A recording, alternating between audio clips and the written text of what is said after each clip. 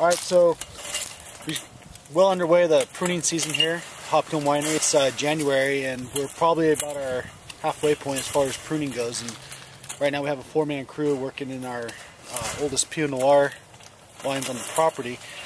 And currently right now we're just cutting off the old growth and selecting the new canes for next year to grow. You see here the canes that he's got selected. And all the growth has been removed. And in the background you can see what it looks like with obviously all the stuff attached to the plant. So part of the job here is just ripping out the brush, and it takes a lot of time, and occasionally get whipped in the face or the hands or something of that nature. And it can be frustrating sometimes, but it's a true art. You gotta have a good head on you to see what you're doing and make corrections on the fly, and just be real knowledgeable of what you want the plant to do.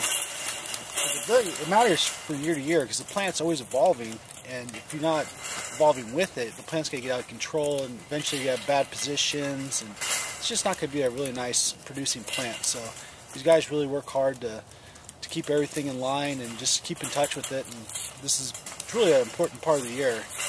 These cuts last until the next year, and we try to make the most of it each time. Just want to take some footage here of Casildo, one of our pruners. Just dives into the vine, has his eye on the prize already, knows what he wants to keep, what he wants to cut out. In many ways it can become kind of like a rhythm, but you don't want to get too monotonous and make bad cuts. So you definitely have to pay attention. Right now he's cleaning up the cane, all the little excess growth, tendrils and maybe some bunches that's stuck on there. Just cleaning them up so they tie nicely and there's no obstructions.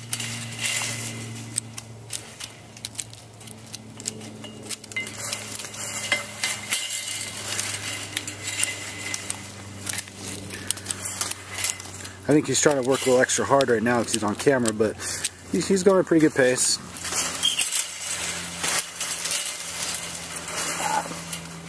That first cut, you got some of the unnecessary brush out of the way. He knows for sure he won't be using any of it, so he just gets out of the way real quick. Has his eye on what's going to be his spurs and what's going to be canes. Right at it, old cut. Right out of there. See how quickly that cleans up?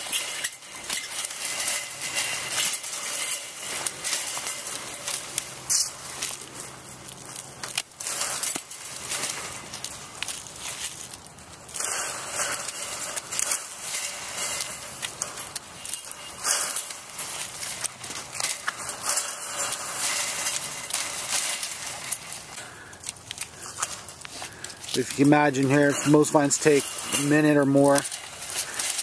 We got 1,089 vines an acre, and we have roughly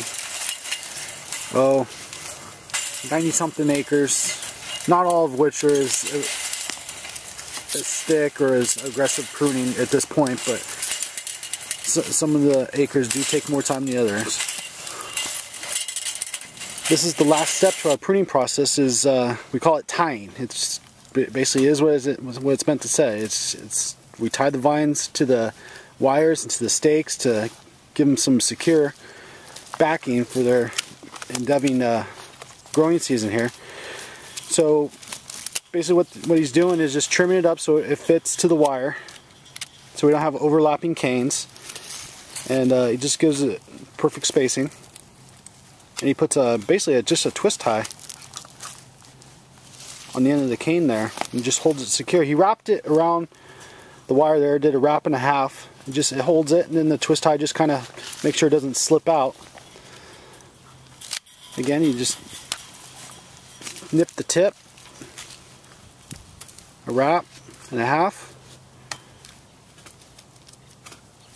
and a twist tie.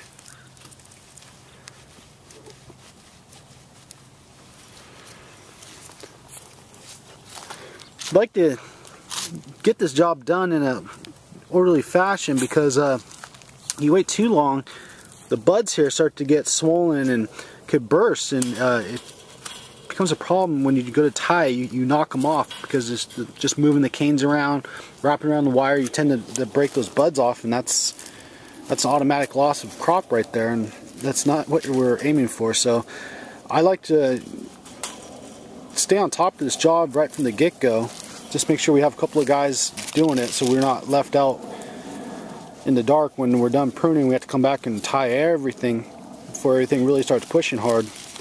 So we always kind of stay hand in hand with the pruners and the tires, and that's the job right now. So in a couple months here, we'll come back and we'll look at the buds popping out. We'll start to see the makings of our 2012 crop here. It's gonna be exciting to see what happens.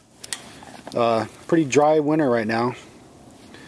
You know, all the farmers got their guesses and their superstitions on this year heavy. You know, they're calling for a lot of spring rains or a lot of frost or what have you, but you never know until you know. So for us, we just keep doing what we have to do. We just keep working and doing what we know how to do from year to year, and the rest is up to Mother Nature. So catch us next time. Probably be more or less in the spring, and hope you enjoy Hopkiln wines.